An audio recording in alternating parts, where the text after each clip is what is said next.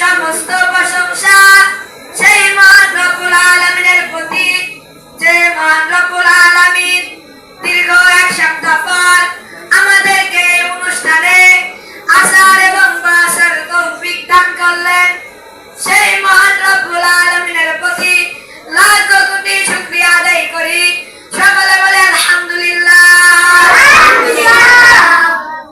অতঃপর দরুদ ও সালাম বর্ষিত হোক মানবতার মুক্তির দূত, যার আদর্শকে বাস্তবায়ন করা আমাদের জীবনের একমাত্র লক্ষ্য উদ্দেশ্য, তারই উপর শান্তির ধারা বর্ষিত হোক।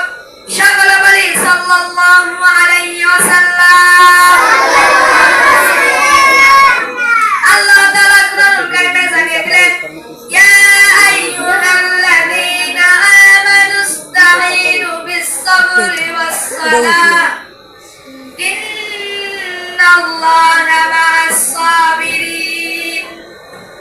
হে ইমানদারগণ, তোমরা ধৈর্য ধরো এবং সালাতের মাধ্যমে আল্লাহ তাআলার নিকটে সাহায্য প্রার্থনা করো, কেননা আল্লাহ তাআলা ধৈর্যশীল লোকদের সাথে সবসময় থাকেন। বলুন সুবহানাল্লাহ।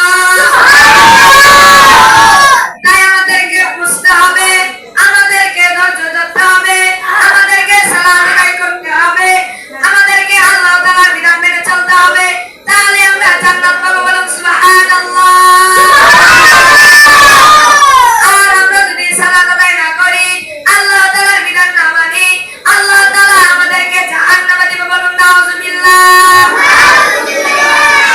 তাই আমাদেরকে বুঝতে হবে, আমাদেরকে সালাত আদায় করতে হবে, আল্লাহ তাআলার বিধান মেনে চলতে হবে, রাসূল সাল্লাল্লাহু আলাইহি ওয়াসাল্লামের বিধান মেনে চলতে হবে, তাহলে আমরা